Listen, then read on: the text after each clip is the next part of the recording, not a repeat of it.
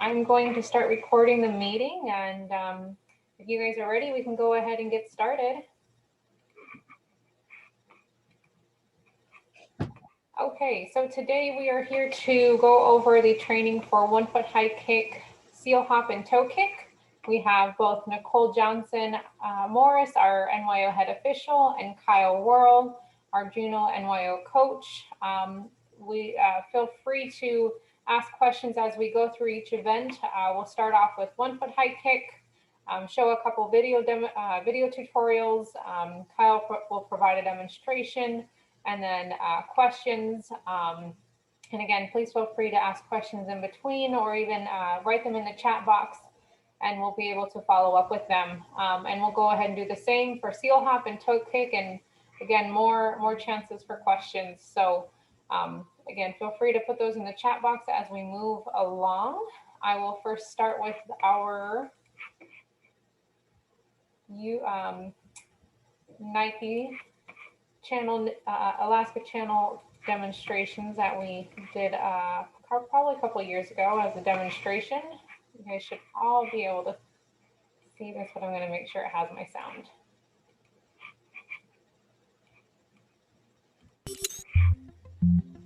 This event is called the 1 foot high kick. Stuart will start by setting up arm's length away from the string with his fingers straight out in front of him. He jumps off of 2 feet, kicks with 1 foot, lands on the same foot that he kicks with, and maintains his balance. So if he kicks with his right foot, he must land on his right foot. The 1 foot high kick should look like this. When he lands, he can stick his landing, or he can hop around until he can catch his balance. Now he'll raise the ball about 4 inches at a time. Again, adjusting his distance.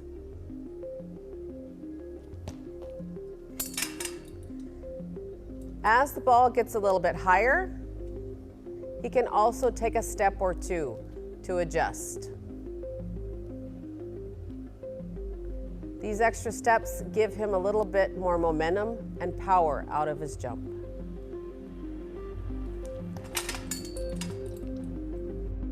There are 2 types of takeoffs. K is jumping into a 2 foot takeoff, exploding straight up, kicking and using her arms to help maintain her balance. Or Stuart here steps into his takeoff, exploding straight up, kicking and using his arms to help maintain his balance. The 1 foot high kick was used as a form of communication. A successful hunting party would send a messenger back towards the village. When the messenger got within sight distance of the village, he would do the 1 foot high kick, signaling to the village that the hunters had been successful.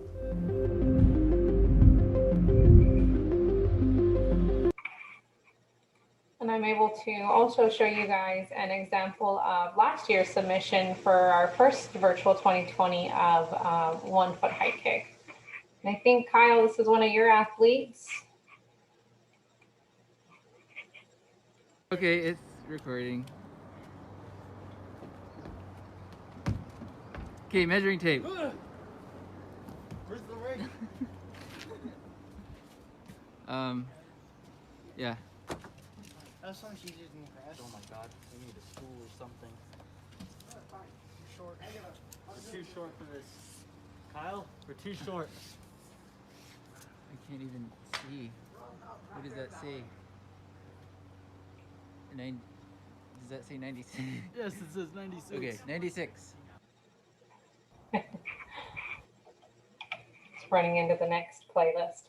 But those are my 2 tutorials or video tutorials for 1 foot high kick. So a suggestion is turning the camera sideways so it fills up our whole screen when we're viewing them. It's much easier for us to see the entire event instead of on that screen up and down.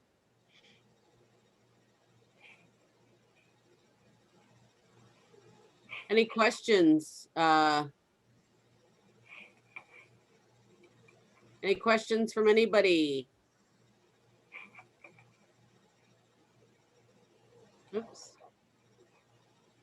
I'm trying to get my screen up. properly. The kids make an announcement of what they're doing, like 2-foot high kick, 52 inches. Do we have Um, to do that? You do not have to do that as long as the name of the athlete is on the video and you're clearly showing the measurement. So we need to see the measurement to confirm it with the score sheet. Okay. Kyle, you are host now. Thank you. Are we ready to go into coaching tips? Yes, please. Okay, so I have a list of coaching tips I want to share here, and then I'll go over each one. For 1-foot high kick, it's always helpful, especially with beginners, to teach 2-foot so they can learn the takeoff, since the takeoff should be off of both feet and not 1 foot. So building that muscle memory in 2-foot helps them out. Flexibility is important. And then I have a couple pictures here of a beginner form and then an advanced form. Looking at the 2 different pictures, there's a lot going on in the first picture. This is what we might call a straight-legged kick. And that's how many of us start, kicking straight. But just like in 2-foot, you want to bring the leg to your chest and then kick. That's going to allow you to move your leg much faster. It'll also help you get into position better. So this beginner form, oftentimes you're leaning forward versus down here, I think this is Isaiah Charles, leaning back. And also notice the twist in his torso. So you don't need to be able to do the splits to do 1-foot high kick, but having the right technique. You need to be flexible, but if you look here, he's twisting his torso back, then that creates an area for his leg to move up without overstraining his hamstring. And so leaning back, twisting, knee to the chest. So those are some of the things that we train our athletes. So I'll go ahead and give an example. I have a kickstand here. All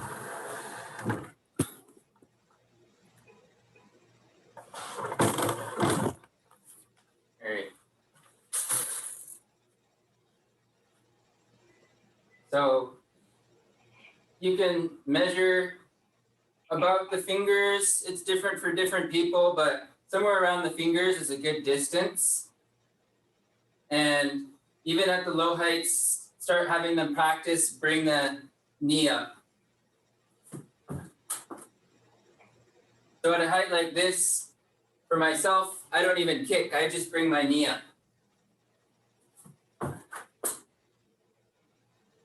And then at the higher heights, I'll show you what it looks like. Make sure my camera's in view. So you can still measure. If you notice, the higher the ball gets, the closer you have to be.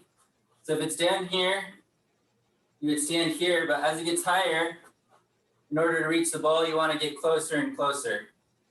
So I'm going to run up to that point, watch my knee.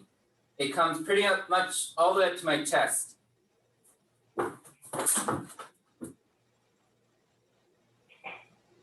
And even at that point, if you notice, I went like that, and I didn't even need to kick yet. So really, it's about training knee to the chest. And when they're trying to get heights near their max is when I fully extend my leg out. But it's always about just bringing that knee, your torso can lean, twist. So you're opening this space up to allow your leg to come in. If you don't twist, you're gonna butt up against your chest and you're gonna not be able to bring your knee any higher versus leaning back, slight twist.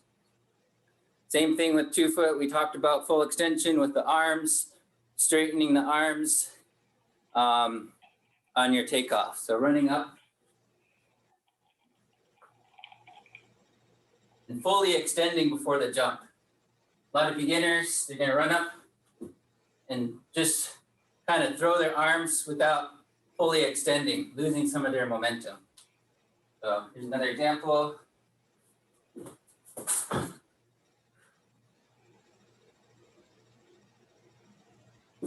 Anything to add, Nicole? Just that always land it, no matter what. Always land it, because sometimes the athlete takes their eye off the ball and they may just tickle or sweep the side of the ball, and it will they may not feel it or they may not see it, but the officials recognize the movement of the ball based on whether or not it was the wind or the athlete kicking and like brushing the fur or touching the side of it. So always land it. This is also one of the games where a lot of athletes travel forward instead of jumping straight up. So pay attention to where they're taking off from. And if they're taking off so far away that they're jumping and landing on the backside of the ball when they land, they need to change their momentum from jumping forward to straight up.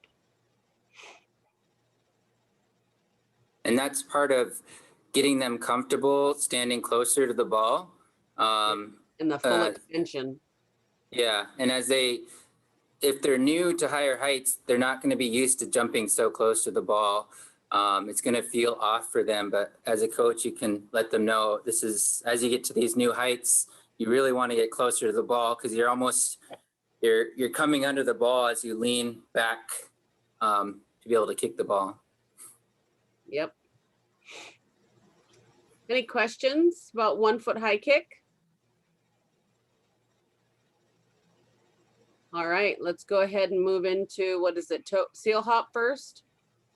Now I have both male and female versions. I don't recall which one you want us to showcase, or maybe both. We need to do both because we got females and Sounds males for good. the, yeah, seal I hop. will start off with females first.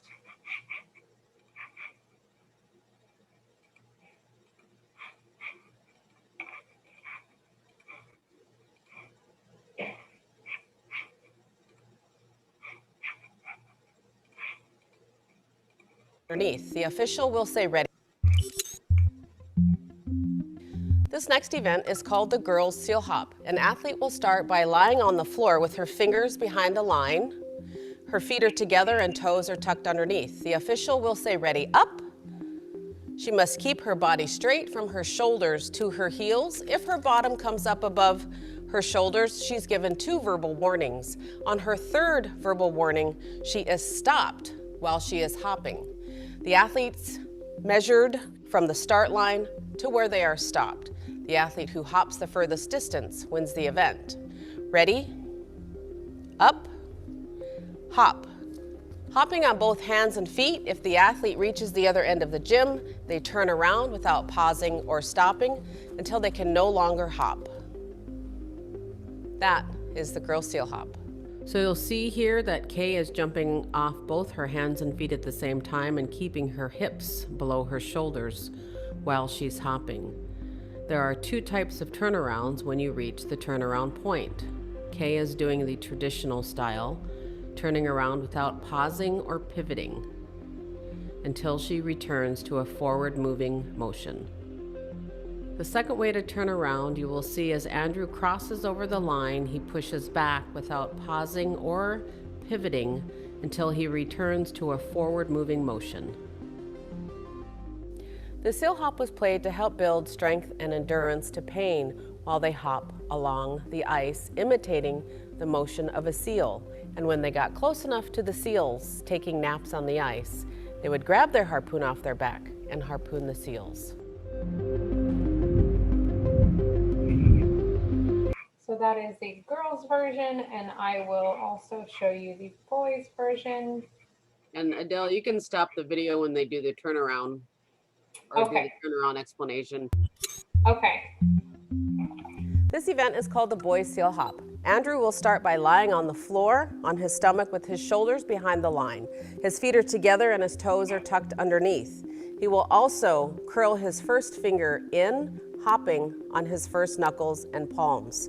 From this position, he must try to keep his body as parallel to the floor as possible. If his bottom comes up too high, he is given a warning. If his arms or elbows come out too far from his body, he is also given a warning. From this position, he will hop for as long and as far as he can on his hands and toes. Ready? Hop.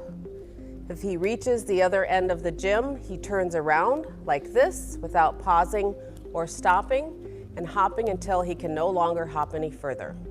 This is the boy seal hop. You'll see Andrew is keeping his body parallel to the floor as he hops by pushing with his toes and his hands. It is okay for him to scoot his hands along the floor. As Andrew approaches the end of the gym or the turnaround spot, he goes over the line, pushes back without pivoting or pausing, returning to an original forward motion. This is one style of turning around. Kay approaches the end of the gym, this time turning around by... He told me to pause, sorry. I got too caught up watching. Now I also, go ahead. I was gonna say, go ahead and finish running through that. I think there's some, I forgot about there might be some pointers at the end.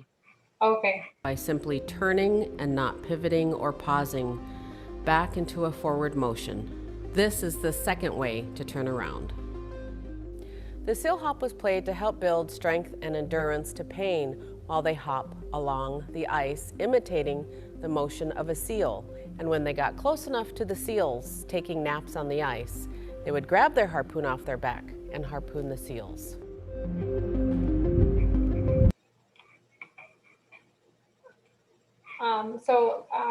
I do have examples from last year's submissions. They are long, so I was going to show the beginning and then show the measuring portion. That's fine. And just to give you guys an idea of how to record your seal hop submissions.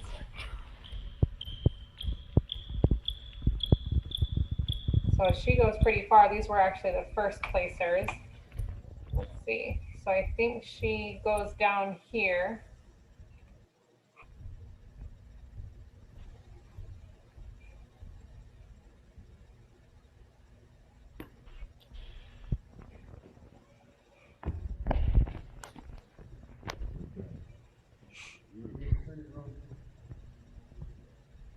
This was one of the few schools last year that they let the kids in to do games. Because all the schools had closed.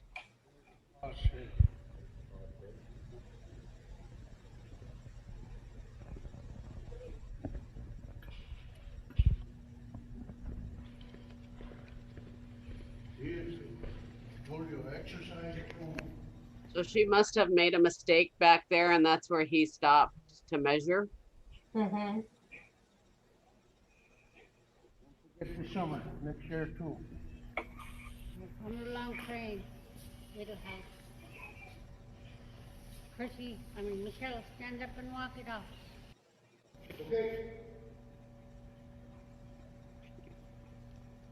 Preferably, we'd like to see the measurement all the way to the baseline where she started.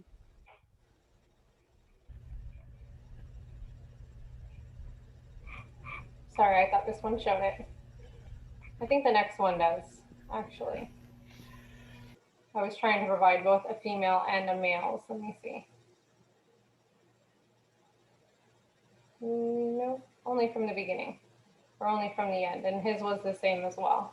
They were able to use a long tape measure to measure out. Yeah.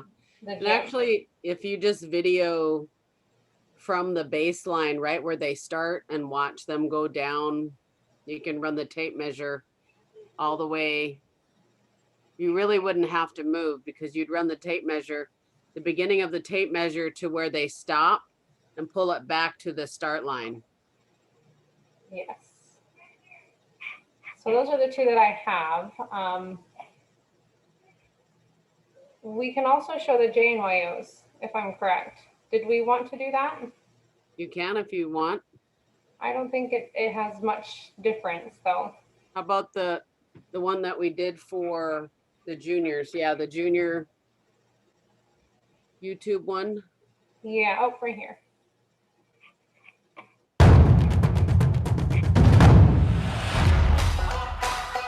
This is the scissor bra jump.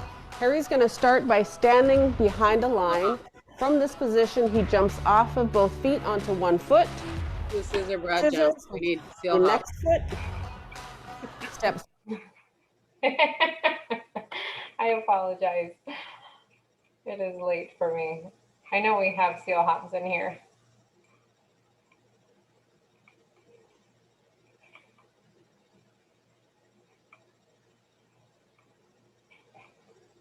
I may have to find it real quick.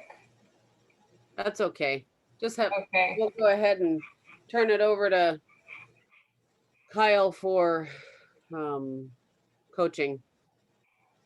Kyle, I'm making you host. Yes, they are, Miquan.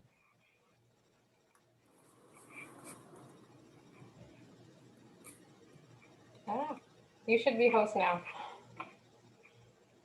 All right, so seal hop is one of my favorite events. I do knuckle hop now since I'm competing open. Different coaching tips for boys and girls. For boys seal hop, what's a big thing is finding your rhythm and being able to slide.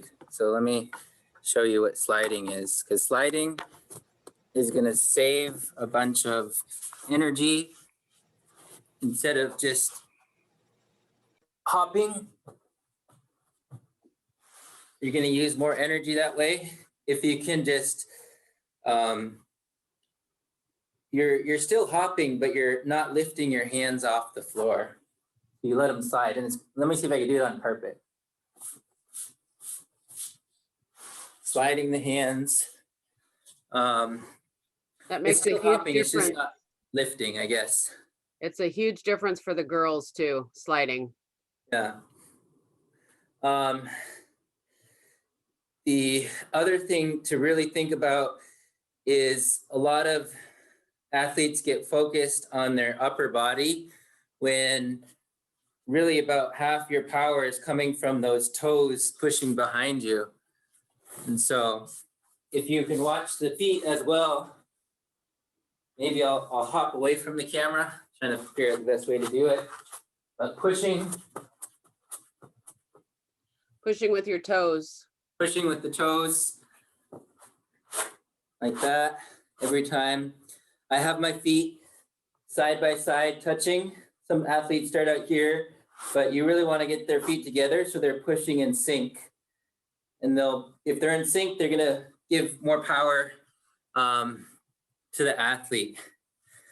Another thing about the hands is don't push off. I mean, you want to balance between pushing off on the knuckles and pushing off on the palms. And a lot of really good athletes that I've seen do this, they are tearing in the palm more than they're tearing in the knuckles. So you want to push off with your palms. Your palms have better grip. Your knuckles kind of just slide on the floor. So pushing with the palms, it's part of the sliding thing too. I'll give you another example.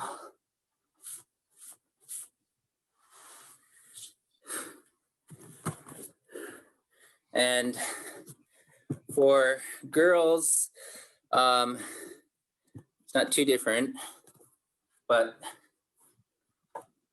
you can actually use a little bit of, since the hands are open, there's some pulling action with the fingers as well. So.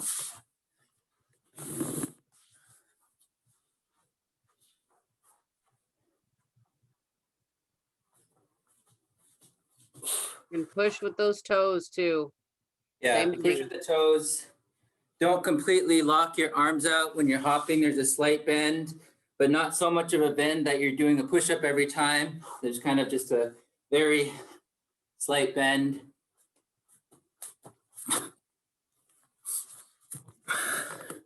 Did we want to go over the turnarounds? Yes. Okay, so there's several different turnarounds. Let me get a piece of tape. And these are something, if your athlete is going pretty far, practicing the turnarounds is going to be a big thing. When at a actual event, I think that happened my first year of state NYO is I got called on the turnaround because I paused for just slightly too long. And so practicing the turnaround is important. Having a line on in the gym or floor. And when you're hopping up to the line, both hands have to touch the line, not just one hand. Both hands touch, and then you can begin your turnaround. Both hands have to hop. So this hopping like that, pivoting is not allowed. You do have to hop both hands. And so I'll show you kind of the most common way is just passing the line and turning around.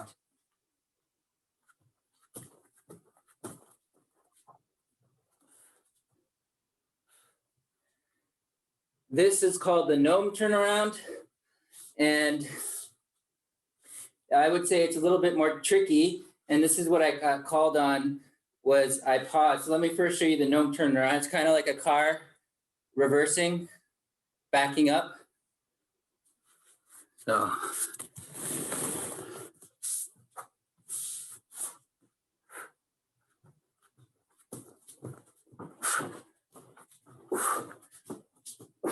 It's more efficient once it's learned, but it's more difficult to learn and is one that has to be practiced. Is I'll show you what happens is that reverse is, well, that pause there would have been a scratch. Yep. As you have to like reverse your muscles and it takes like a moment to do that. But in the actual event, you had to just make it really smooth. One other way that Kipnuk athletes or LKSD in general, they have a very efficient turnaround that they get it down to 3 hops. So if you notice my first turnaround, I don't know how many hops that was. It took a while to turn around. What they do is they do 3 hops. They pass the line and do 3 hops in place. So I'm going to attempt to do it.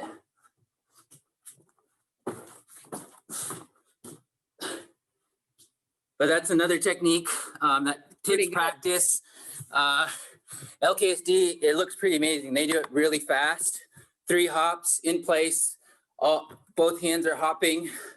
And I think that is one of the most efficient ways to do it because it's quick. And you're automatically getting into building some distance versus the full turnaround.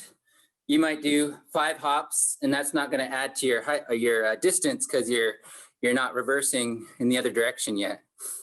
Right. Training for this heel hop is really just practice. This is one of those games that it's consistency and practice. And I've talked to some of the winning athletes. I think it was one of the athletes from Chivac, he was talking, I think he took 2nd place, I forget his name, but he was saying he practiced every single day. He would seal hop every day, doing push-ups in the tricep push-up position, similar to this heel hop, where the girls would be a little bit more wider. Really builds that endurance. And then sometimes we use gloves. So if they're doing it every day, and if they're breaking skin, they won't be able to practice for a while or else the skin won't heal. And so we'll use leather gloves, which have similar texture to human skin. That leather glove can grip on the floor and allow the athlete to go every day without tearing their skin. Because if they try to do it on broken skin, it would just break open and they would lose a week of practice to let it heal. So gloves can help.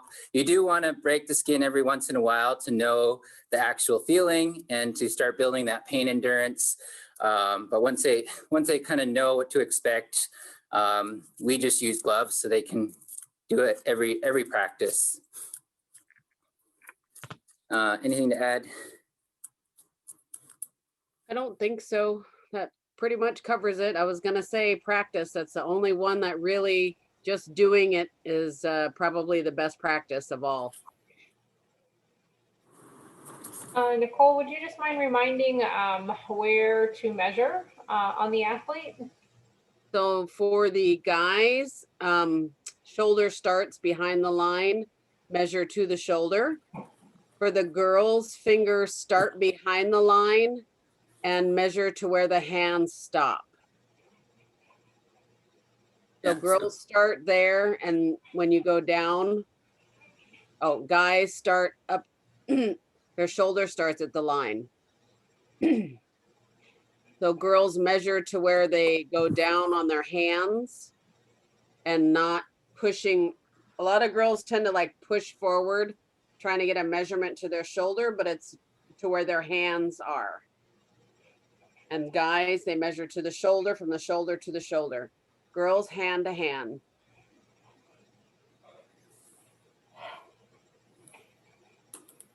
Any questions about seal hop? Fingertips or palms? Fingertips. If they happen to be staggered, would it be the furthest backhand, similar to like long jump and stuff? It's whatever side the official's on. It's wherever they can catch it.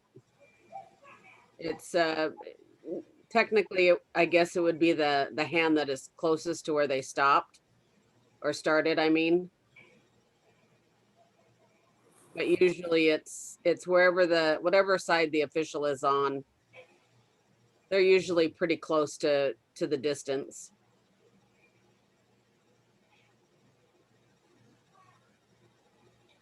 Any other questions before I move on to toe kick? I think not.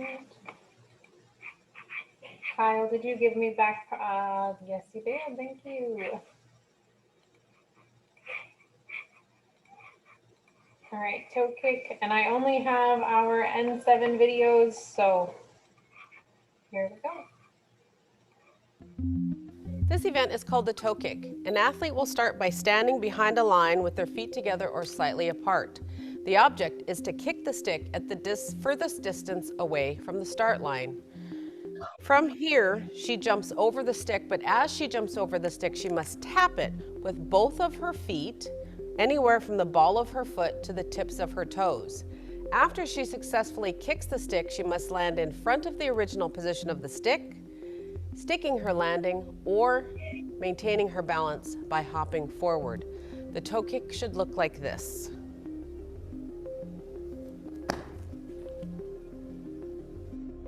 This is one of the most difficult events. You'll see Kay jump off of both feet, tap the stick without landing on it, then land in front of the original position of the stick, maintaining her balance. Here's another angle of a successful kick. Both feet are even and tapping the stick backwards and landing in front of the original position. This next kick appears to be successful. However, when it's slowed down, you can see the foot on the right is touching the floor. The foot on the left is not touching the stick.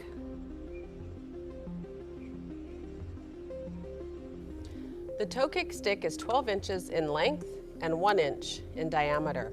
The toe kick is played to help develop the skills hunters needed for jumping from ice floe to ice floe, or assisted in helping crossing creeks from one side to a rock or to a log to get to the other side.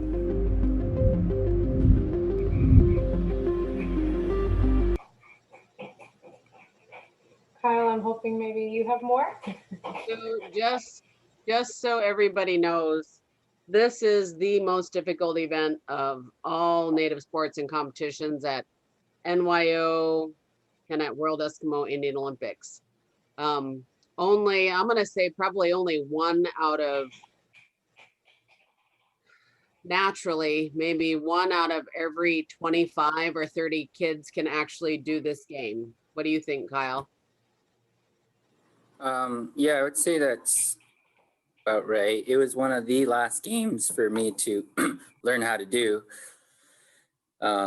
it's pretty tricky, and I could share a little bit, but since we are new to this game as well in terms of coaching it for NYO, since it's been a while since it's been at state. So I don't have a 1-inch stick with me. Sometimes I can practice with the Eskimo stick, which is this 1 inch too? I think so. It's 1 inch diameter. Yeah. Okay. The So this Eskimo stick is 1 1/4. Okay, so this one is slightly bigger, but they can, I mean, you can train with different sizes. And what I hear from a lot of athletes that are really trying to go for accuracy is they use a pencil. And Yes. they start training with a pencil so that by the time they go to state and they have a 1 inch dowel, it just feels a lot easier. Yeah. So one of the tricks to the toe kick is not to jump high, it's to jump fairly level and out forward. And as you jump over the stick, you're just going to flick it with both toes as you jump over it. So you're not allowed to land on it.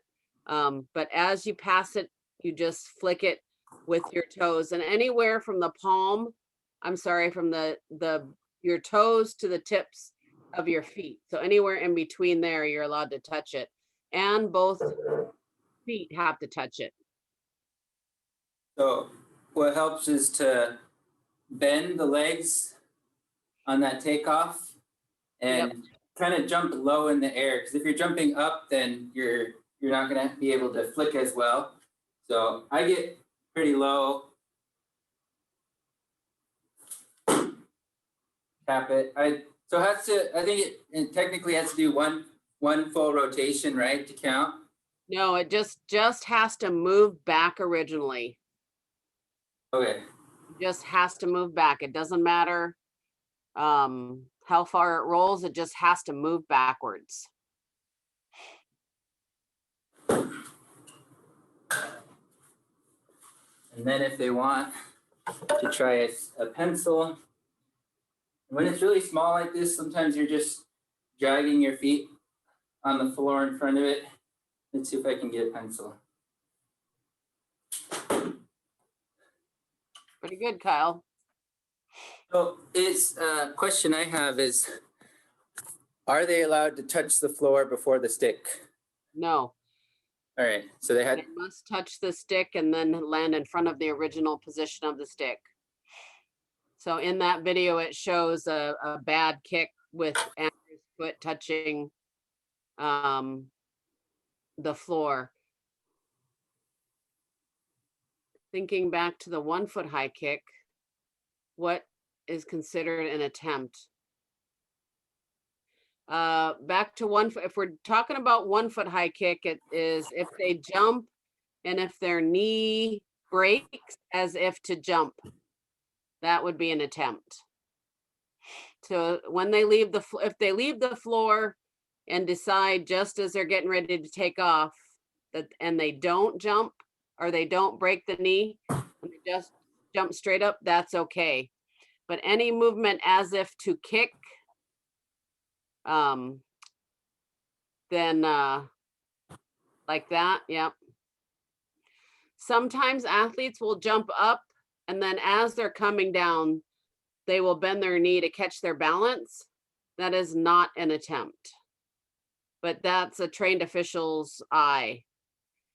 And then great job, Kyle. What are the recommended progressions for this skill, Kyle? So a lot for the toe kick. I think starting with the Eskimo stick, it's going to be bigger, and they can start. I mean, there's a starting distance, but in practice, just bring it really close. Having your feet together, I almost press my feet together side by side to kind of hold them even. Like get low, that's going to help them get low. Oop.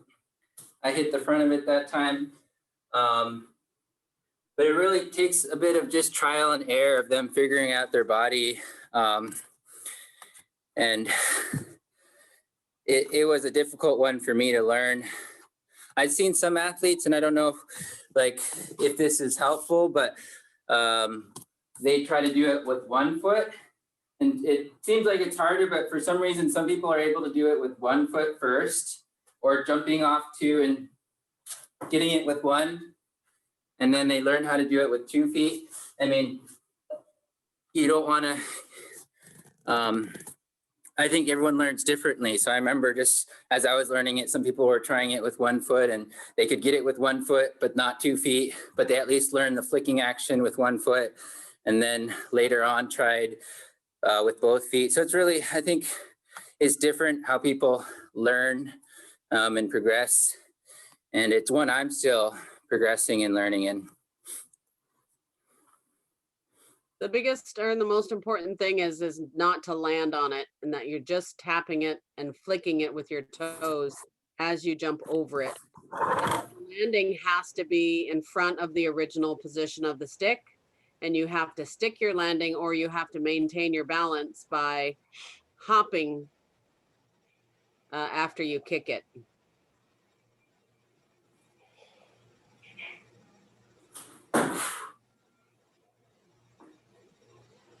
And I would measure this or take video from the side.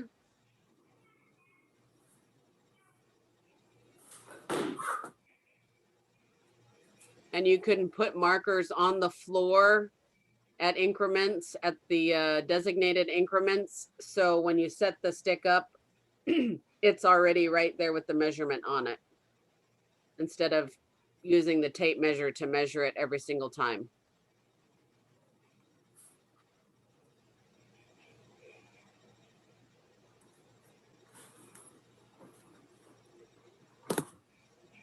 Yeah, drumstick would be a good size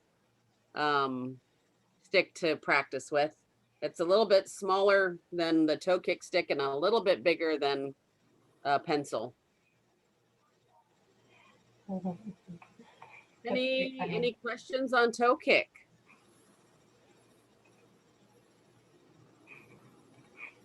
And this is just a reminder that these 1 foot seal hop and toe kick are open for submission April 19th through the 25th. You guys can submit attempts or submissions earlier, but I mean, you don't have to until, April 19th. That is it. That's all I had. Any questions about any of the events, any submission wise? I mean, while we're here, I know we have a few people who might have missed even last week's for our current events, 2 foot kneel jump and 1 hand reach. I mean, does anyone have any questions about those while we're here? Just a reminder to all the coaches that when you are videoing, make sure the camera's sideways, that you get the entire action and you show the full measurement, keeping the athlete in view while, and the tape measure in view while you're measuring.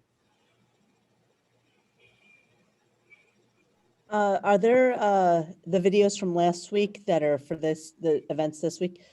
Is there a place where we can see them for ourselves? Yes, we have. I'm actually going to open up that video and put the link in the chat box, but it's also in the email that I had sent out to you. In the schedule for all of these events, there is a link directly to this recording for all of our previous meetings. But here, the link I put in the chat box is the training video for Alaskan high kick, kneel jump, and scissor. Oh, the other one. 1 hand reach. Thank you, 1 hand reach.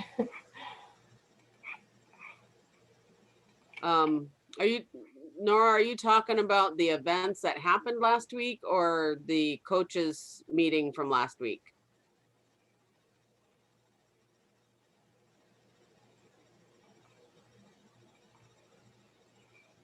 Or I'm sorry. Carl, sorry. Oh, sorry. I didn't hear you. Can you repeat that, please? Was that for the coaches meeting from last week or for the events? For the events, I didn't start coaching until Wednesday of last week. So that's Okay. why so I'd like to just see the coaching more so because the stuff that we're coaching on them this week is the stuff from last week. And so I want to make sure that we're up to speed on that. Okay, yeah. So yeah, those are the links that Adele put in the chat box there. Okay. along with the links in the meeting emails. And then yes, we have encouraged athletes to use 2 cameras. Although not every household has that option, yeah. And yes, the coaches meeting recordings are available. They're in the email. Yeah, Adele just put them in there and they're in a previous, one of the previous emails that she sent Yes, has all the links. has all the Great. links. Mhm. And Ben, I think I sent that to you as well. It's in that coach and training schedule form that I had sent. Trisha, what school are you with? I'm in Galena, so I have a mix of the couple kids at the boarding school and then the junior high. Okay. So, and I too just started on Wednesday. I was able to see both of those videos, those past. They were great. So, and they were very helpful. Wonderful. Okay, I was just looking, one of your Galena kids, I think it was Scissor Broad Jump. I don't think I have a score sheet for him. Oh, okay. I had 2 7th graders submit. Activities play in person program. Do you see these games still being offered virtually as a hybrid event? No, I don't know. We haven't really touched on that. We're so excited about next year it being in person. We last year only had 68 participants. This year we have almost 300. So we are a little bit overwhelmed with how many submissions that we have, that we have to review 300 videos and 300 score sheets, but some of the coaches and parents that aren't reading all of the directions are submitting 3 attempts for everything when they're only supposed to submit 1. So we have to kind of weed out some of those as we're going along. But it's been a big learning curve for our coaches. Our individual athletes who participated last year actually did a much better job because they had to read the directions on how to submit and exactly what we were looking for. But I think this next week of submissions should go much better than our first week of submissions. Yeah, I'm already about 20 hours in and I just finished the last. But back to whether or not we see it in the future, probably not in the same manner as we're doing it now, but we're still, considering a way of including it, whether it's something in the expo for the athletes who can't travel, and just being able to showcase the different locations and communities that are involved in NYO throughout the year. So just other ways to consider, but probably not the same manner. We do see the possibility of having more virtual competitions though. So not necessarily sponsored by CITC, but by smaller communities. Like Kyle has had some virtual competitions down in the Juneau area to include other communities to participate with his kids down there. So that's definitely something we could look into. Dinner for tonight, and I hope you guys all have a great week. I just wanted to ask Mequon if you work with Matt Hurst from I'm not sure how to say the Ontario Aboriginal Recreation Group.